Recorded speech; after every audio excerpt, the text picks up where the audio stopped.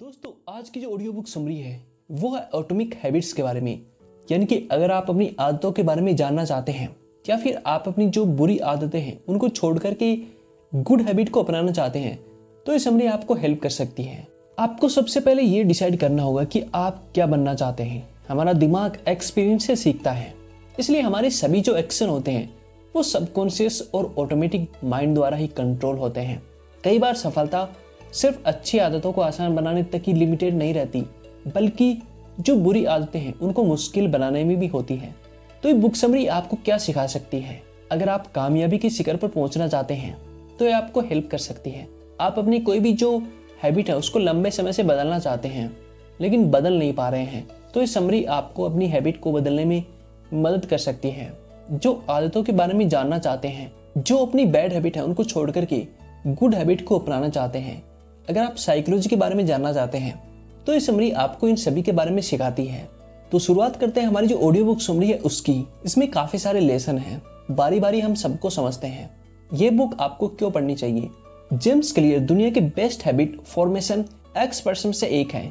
इस बुक में उन्होंने कई ऐसी बातें बताई हैं जिनका यूज करके आप ये सीखेंगे कि आप कैसे एक अच्छी हैबिट बना सकते हैं, कैसे अपनी किसी भी बुरी हैबिट को खत्म कर सकते हैं और कैसे अपने जो छोटे छोटे बिहेवियर हैं उनमें बदलाव करके आप एक्स्ट्रा ऑर्डिनरी रिजल्ट पा सकते हैं।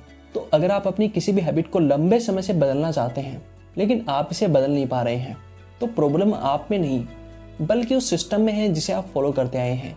बुरी आदतों को आप बार बार इसलिए नहीं दोहराते कि आप उन्हें बदलना नहीं चाहते, बल्कि असल में इनको बदलने का आपका जो सिस्टम है वो गलत है। यहाँ पर आपको एक प्रूवन सिस्टम मिलेगा जिसका यूज करके आप नई बुलंदी को छू सकते हैं। The surprising power of atomic habits, अद्भुत शक्ति। छोटे छोटे कामों का नतीजा काफी बड़ा हो सकता है। ब्रिटेन में प्रोफेशनल साइकिलिंग की शुरुआत हुई और जो रिस्पॉन्सिबिलिटी थी वो ब्रिटिश साइकिलिंग इंस्टीट्यूट पर थी। साइकिलिंग में इस इंस्टीट्यूशन की जो परफॉर्मेंस थी कुछ खास नहीं थी। ब्रिटेन की जो साइकिलिंग है लगातार हार रही थी। सभी ब्रांड्स ब्रिटेन की टीम का समर्थन करने से पीछे हट रहे थे। तभी ब्रिटिश साइकिलिंग इंस्टीट्यूट ने डेव ब्रेल्सफोर्ड को कोच के तौर पर हायर किया। ब्रेल्सफोर्ड की फिलोसफी ये थी कि हर चीज को छोटे छोटे सेक्शन में बांट दिया जाए और उसके बाद में हर चीज में 1% इंप्रूवमेंट किया जाए। उन्होंने साइकिलिंग की डिजाइन से लेकर के प्लेयर के कपड़ों तक को दोबारा डिजाइन करवाया, प्लेयर के वर्कआउट रूटीन को बदला और उस तरीके से वो हर चीज में छोटे छोटे इंप्रूवमेंट करते रहे।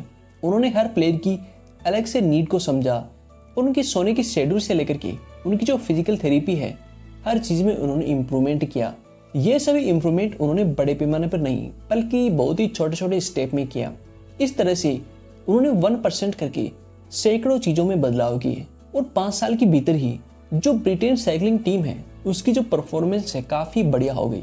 और उसके बाद से सन 2007 से 2017 तक इस टीम ने तकरीबन 178 वर्ल्ड चैंपियनशिप और 66 ओलंपिक मेडल भी जीते। ब्रिटेन साइकिलिंग टीम की इस स्टोरी से हमें क्या सीखने को मिलता है कि छोटे छोटे चेंज करके हम बहुत बड़ा डिफरेंस बना सकते हैं।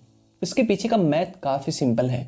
अगर आप अपने आप को हर दिन तकरीबन 1% का इम्प्रूवमेंट करते हैं तो साल के अंत में आप पहले से 37 गुना ज़्यादा बेहतर हो जाएंगे। जिस तरह पैसा टाइम के साथ में कंपाउंडिंग इंटरेस्ट के रूप में बढ़ता रहता है, उसी तरह से आपके जो पॉजिटिव हैबिट के जो इफेक्ट हैं वो भी टाइम के साथ में बढ़ते रहते हैं। How your habit shapes your identity, आदतें आपकी पहचान बनाती हैं। आमतौर पर बुरी आदतों के मुकाबले जो अच्छी आदतें हैं उनको डेवलप करना काफ़ी मुश्किल होता है। यही कारण है कि इस बात की ज़्यादा पॉसिबिलिटी है कि आप फ्यूचर में भी इन बुरी आदतों को रिस्पेक्ट करते रहेंगे। अच्छी हैबिट जैसे कि मेडिटेशन या फिर कुकिंग जैसी हैबिट को कंटिन्यू रखना थोड़ा डिफिकल्ट होता है, लेकिन एक बार जब ये आपकी हैबिट बन जाती है तो ये हमेशा आपके साथ रहती हैं। बैड हैबिट्स का बनने का मेन रीजन ये होता है कि हम गलत चीज़ों को बदलने की कोशिश करते हैं। बैड हैबिट्स को बदलने का सबसे अच्छा तरीका है अपनी आइडेंटिटी में बदलाव करना। यह इसलिए भी जरूरी है क्योंकि किसी भी हैबिट को बदलना तब तक मुश्किल नहीं होता जब तक आप अपने अंदर बदलाव ना करें। एक बार जब कोई हैबिट आपकी आइडेंटिटी से जुड़ जाती है तो इसमें आपका प्राइड भी इन्वॉल्व हो जाता है। तब आप इन हैबिट को सीरियसली ना लेना बहुत ही मुश्किल हो जाता है। आपको सबसे पहले ये डिसाइड करना होगा कि आप क्या बनना चाहते हैं, फिर उसके बाद में उसके अकॉर्डिंग छोटे छोटे चेंज आपको करने पड़ेंगे। इसलिए दिन के अंत में आपका जो फोकस है अपने आउटकम पर नहीं बल्कि इस चीज़ पर होना चाहिए कि आप किस तरह के इंसान बनना चाहते हैं। आपके सभी जो गोल हैं तभी अचीव हो सकते हैं जब आप एक अच्छी हैबिट को डेवलप करेंगे। आगे के चैप्टर में हम ये सीखेंगे कि हम अच्छी हैबिट को किस प्रकार से बना सकते हैं। How to build better habit in 4 simple step. Edward Thorndike, जिन्होंने सबसे पहले ये बताया कि हैबिट्स किस तरह से बनते हैं, वो ज़्यादातर जानवरों के ऊपर स्टडी करते थे।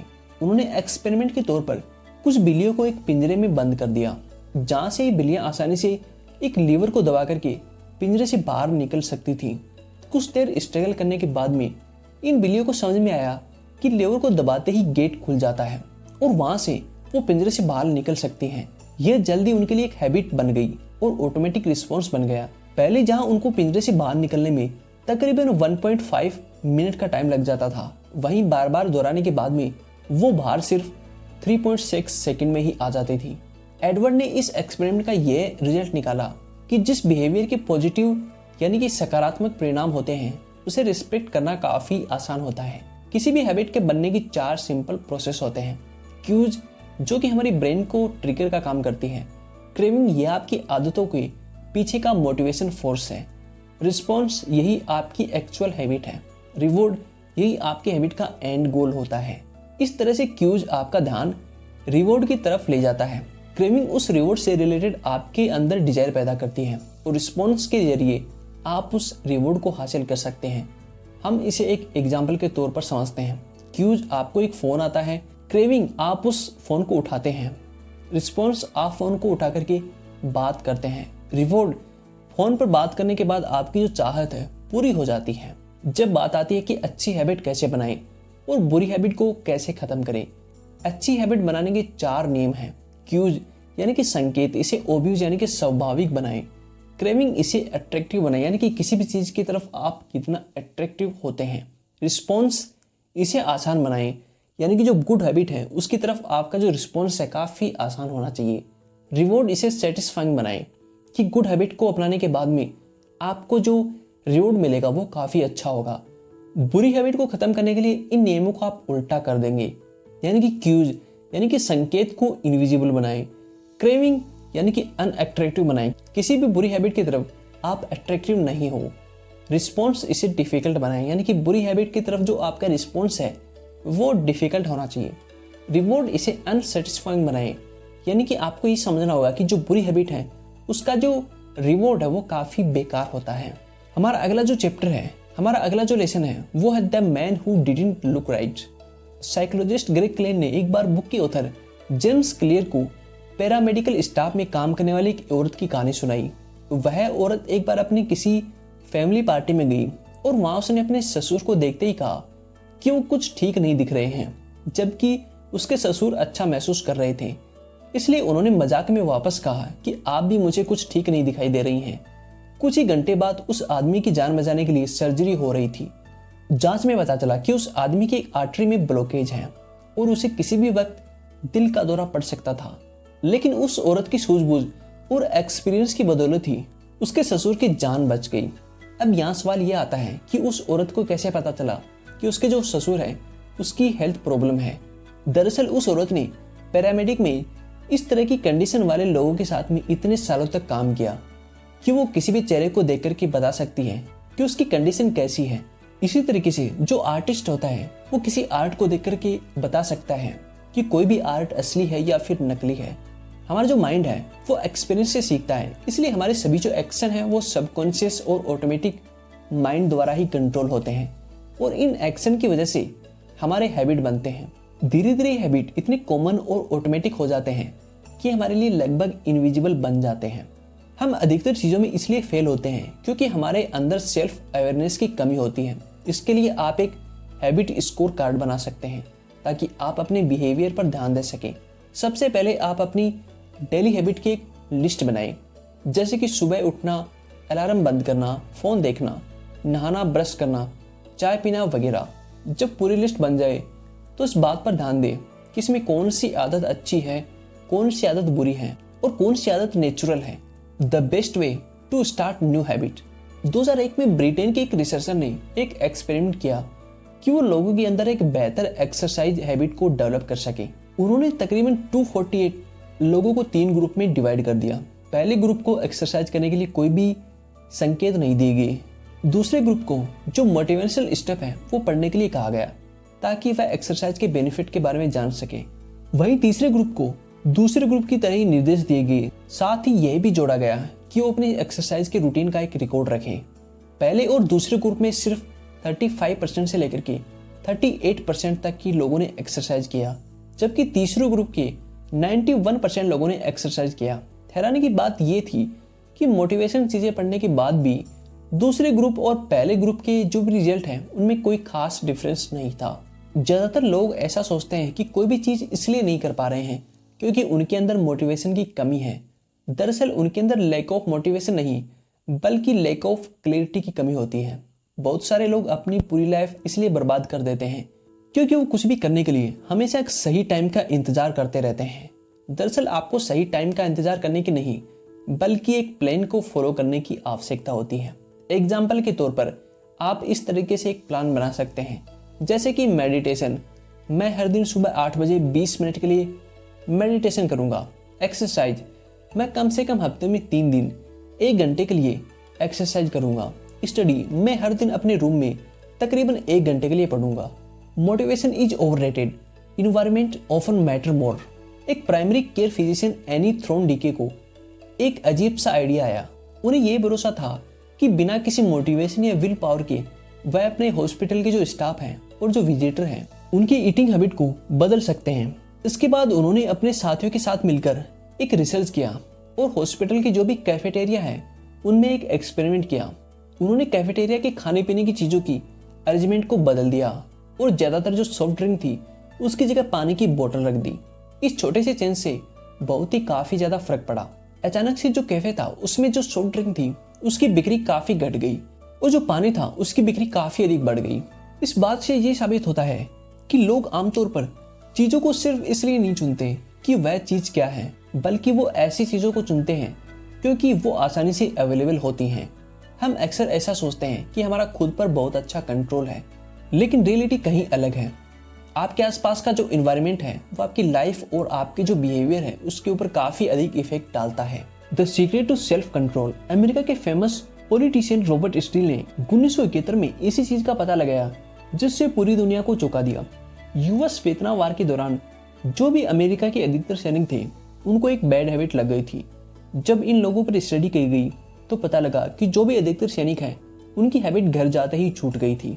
ये बात ऐसे दौर में सामने आई जब ये समझा जाता था कि कोई भी जो बैड हैबिट है वो परमानेंट नहीं होती है। इस स्टडी से ये पता चला है कि अगर आपके पास का जो इन्वायरमेंट है उसके अंदर कोई बड़ा बदलाव किया जाए तो आपकी जो हैबिट है उसको छोड़ना काफ़ी आसान हो सकता है। असल में वियतनाम में इन सैनिकों के पास ऐसे कई ट्रिगर थे जिससे उनको बैड हैबिट लग गई थी, जैसे कि किसी भी चीज़ का आसानी से अवेलेबल होना या फिर किसी दोस्त का बैड हैबिट की तरफ झुकाव होना, युद्ध के दौरान कॉमन स्ट्रेस में होना। लेकिन जब वो अपने घर गए तो उनके सारे जो भी ट्रिगर थे वो गायब हो गए, इसलिए अपनी जो भी आदत थी उनको छोड़ना काफ़ी आसान हो गई। जो भी साइंटिस्ट हैं इस बात को लेकर एक्सेप्ट करते हैं कि बैड हैबिट को दूर करने के लिए सेल्फ कंट्रोल ही काफ़ी नहीं है। रियलिटी में जो लोग अपनी बुरी आदतों को ख़त्म कर पाते हैं ऐसे लोग अपनी लाइफ को बेहतर तरीके से काफ़ी अच्छे से बनाते हैं। अगर आप किसी भी बैड हैबिट को ख़त्म करना चाहते हैं तो आपका जो भी इन्वायरमेंट है वो आपकी काफ़ी मदद करता है।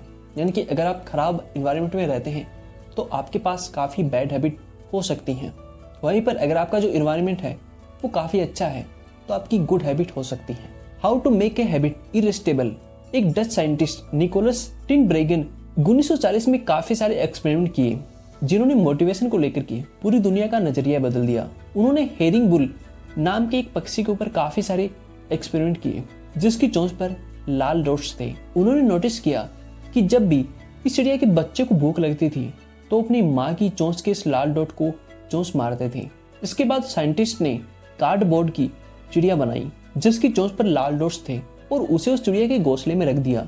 इसके बाद उन्होंने देखा कि बच्चे को भूख लगने पर कि वो कार्डबोर्ड की चिड़िया थी उसकी चोंच पर भी इस तरीके से जोर जोर से चोंच मार रहे थे। यह एक्सपेरिमेंट हमें ये सिखाता है कि किस तरह से हमारा दिमाग कई तरह के कंडीशन से भरा होता है। जैसे कि हजारों साल पहले खाने की तलाश में भटकते इंसान ऐसा खाने की तलाश में रहते थे जिससे शुगर और फैट भरपूर मात्रा में हो, तब वह जितना खाना खा सकते थे उतना खा लेते थे और उन्हें पता भी नहीं होता था कि अगली बार कब खाना खाना है। हालांकि आज हमारे पास खाने पीने की कोई भी चीज़ की कमी नहीं है, लेकिन फिर भी हमारा दिमाग पुरानी सोच को लेकर के वैसा ही है। और इसी बिहेवियर का फायदा उठा करके जो फास्ट फूड कंपनीज हैं और जो एडवर्टाइजिंग कंपनी है खाने को और ज्यादा अच्छा दिखा करके हमें पेश करती हैं। The role of family and friends in shaping your habits. इंसान एक तरीके से हीट एनिमल यानी कि झुंड के पशु हैं। आप हमेशा किसी झुंड में फिट होना चाहते हैं, दूसरों के साथ अच्छे रिलेशन बनाना चाहते हैं ताकि आप अपने क्लिक्स और जो पार्टनर है उनकी रिस्पेक्ट हासिल कर सकें।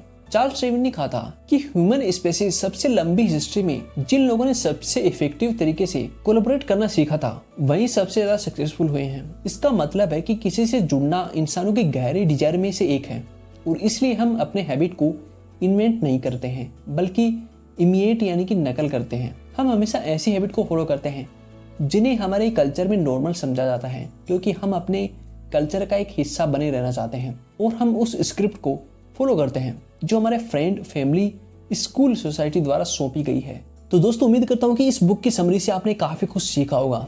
ये जो कुछ चैप्टर हैं ये आपको बैड हैबिट को छुटकारा पाने में मदद कर सकते हैं और साथ ही में इस बुक के और भी काफी सारे चैप्टर हैं जो कि पार्ट 2 में आने वाले हैं।